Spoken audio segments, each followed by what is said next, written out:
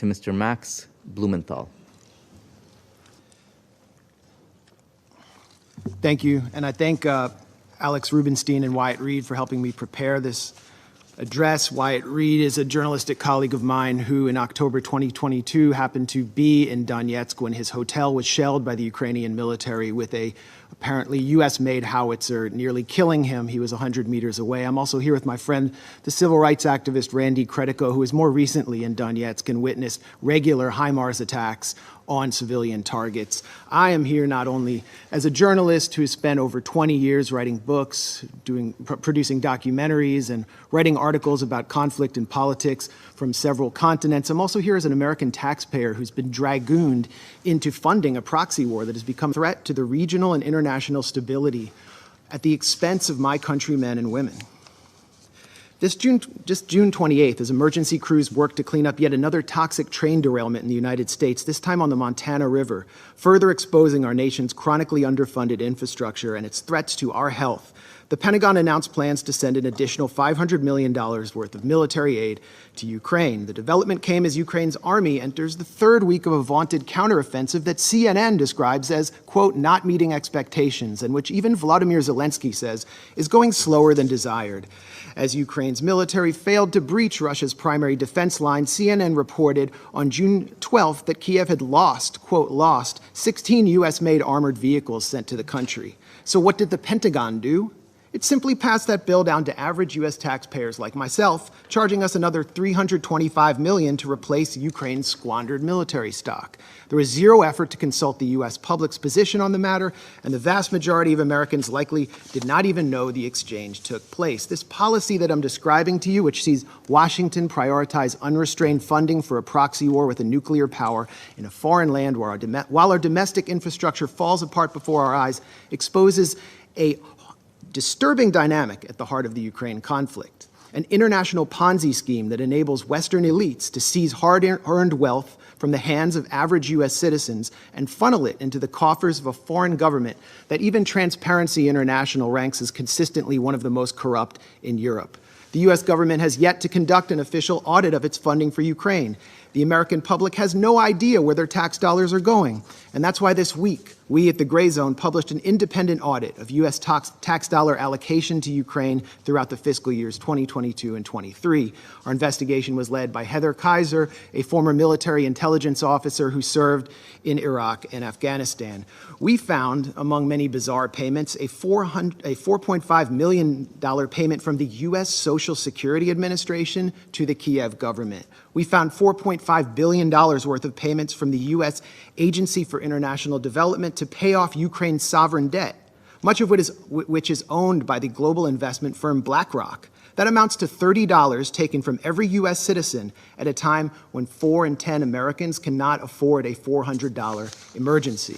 We found tax dollars earmarked for Ukraine, padding the budgets of a television station in Toronto, a pro-NATO think tank in Poland, and believe it or not, even rural farmers in Kenya. We found tens of millions to private equity firms, including one in the Republic of Georgia, as well as $1 million payment to a single private entrepreneur in Kiev. Our audit also revealed the Pentagon's $4.5 million contract with a company called Atlantic Diving Supply to provide Ukraine with unspecified explosives equipment. This is a notoriously corrupt company that none other than Tom Tillis, the chairman of the Senate Armed Services Committee, previously lambasted for its, quote, history of fraud. Yet once again, Congress has failed to ensure these shady payments and massive arms deals are properly tracked. In fact, much of the military and humanitarian aid shipped to Ukraine has simply vanished. Last year, CBS News quoted the director of a pro-Zelensky nonprofit in Ukraine who reported that only 30% of aid was reaching the front lines. The embezzlement of funds and supplies is at least as troubling as the potential consequences of the illicit transfer and sales of military-grade weapons. Last June, the head of Interpol warned that the massive transfers of arms into Ukraine means, quote, we can expect an influx of weapons in Europe and beyond, and that criminals are now, as we speak, focusing on them. This May, a group of anti-Kremlin Russian exiles outfitted with gear supplied by the Ukrainian government was hailed by Western politicians for carrying out terrorist attacks in Russian territory using American-made Humvees.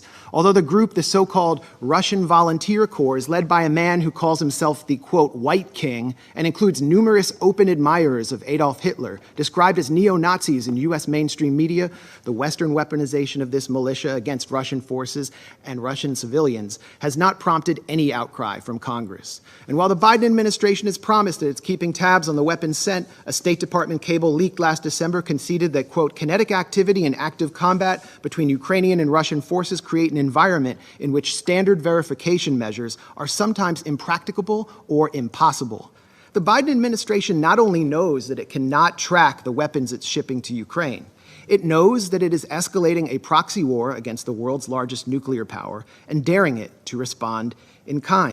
We know this because back in 2014, and this timeline is so important, that's when NATO Secretary General Jens Stoltenberg said that the war started following a US-backed coup d'etat. President Barack Obama rejected demands from Kiev to send lethal offensive weaponry because, as the Wall Street Journal put it, he had a, quote, long-standing concern that arming Ukraine would provoke Moscow into further escalation that would drag Washington into a proxy war. When Donald Trump entered office in 2017, he attempted to hold the line on Barack Obama's policy, but was soon branded a Russian puppet by the Beltway press corps and the Democratic Party for refusing to send Raytheon's Javelin missiles to the Ukrainian military. His reluctance to send the Javelins became a central theme of his impeachment, and he predictably relented.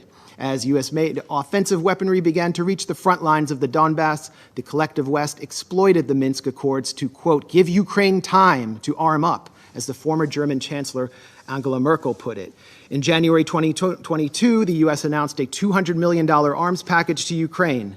Follow the timeline. By the 18th of February, observers from the Organization for Security and Cooperation in Europe reported a doubling in ceasefire violations, with OSCE maps showing the overwhelming majority of targeted sites on the side of pro-Russian separatists in Donetsk and Lugansk. 5 days later, Russia invaded Ukraine.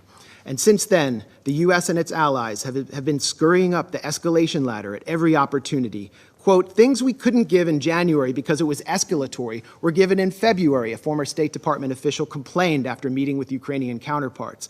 And things we couldn't give in February, we can in April. That has been the distinct pattern, starting with, for crying out loud, Stingers, referring to shoulder-mounted rockets. Joe Biden himself said in March 2022, the idea that we're going to send in offensive equipment and have planes and tanks, don't kid yourself. No matter what you all say, that's called World War III. Just over a year later, Biden changed his tune, backing a plan to provide F-16 fighter jets to Ukraine, and after pressuring Germany to send in the tanks he once feared would provoke World War III. It would only take 2 months from the time Ukraine received HIMARS, Lockheed-made HIMARS systems for the U.S.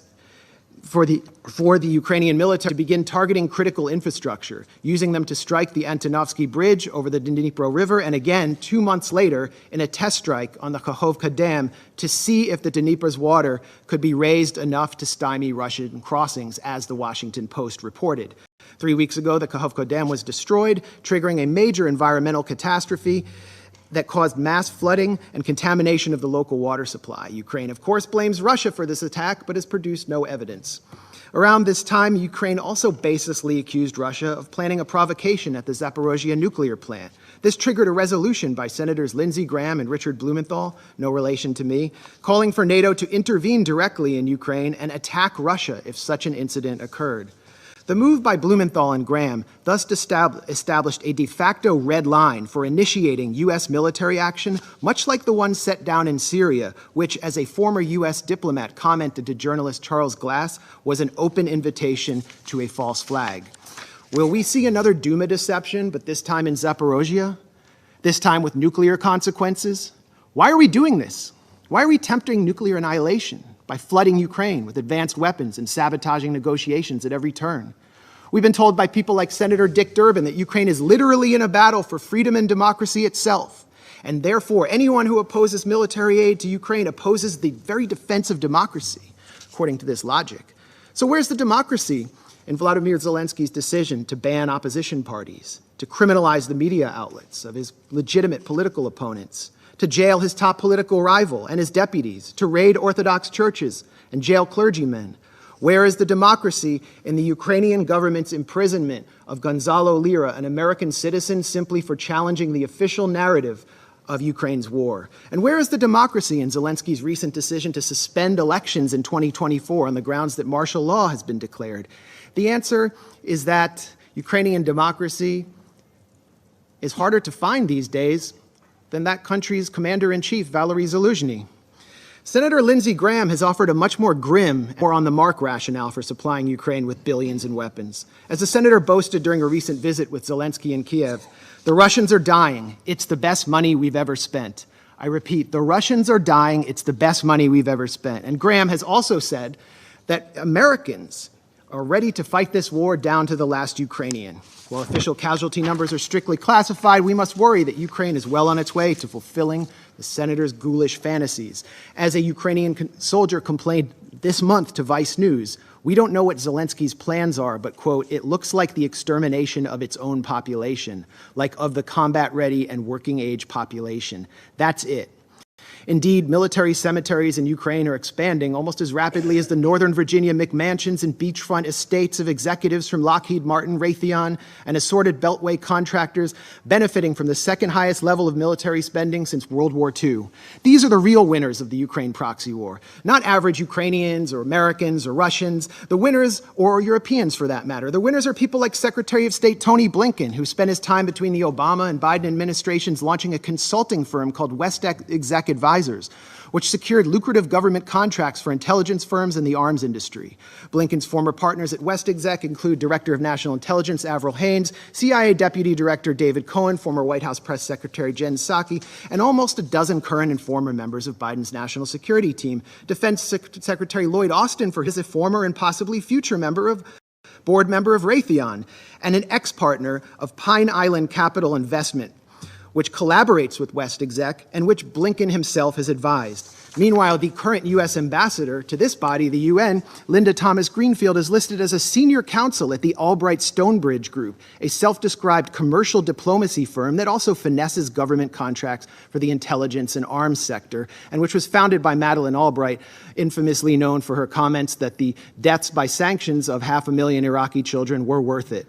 So while military-age Ukrainian men are ripped off the streets by military police and sent to the front lines, the financially and politically connected architects of this proxy war are planning to walk through the revolving door to reap unimaginable profits once their time in the Biden administration is over. For them, a negotiated settlement to this territorial dispute means an end to the cash cow of close to $150 billion in U.S. aid to Ukraine. So in closing, when the United States, my country, a permanent member of this council, has fallen under the control of a bipartisan regime which seeks to perpetuate a proxy war for as long as it takes, in the words of Joe Biden, which considers diplomacy synonymous with unilateral coercive measures to, quote, turn the ruble to rubble, as Biden pledged to do, whose leadership subverts negotiations in order to pursue profit while refusing to properly inform its own citizens what they're paying for, and pushes the sons and brothers of its supposed Ukrainian partners out onto a killing field in order to bludgeon a geopolitical rival, when both Zelensky and members of U.S. Congress are calling for preemptive strikes on Russia,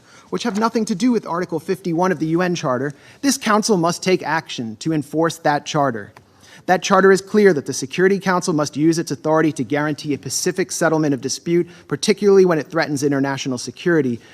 That should not only apply to Russia and Ukraine. This council has an obligation to strictly monitor and restrain the U.S. and the illegal military formation known as NATO. Thank you.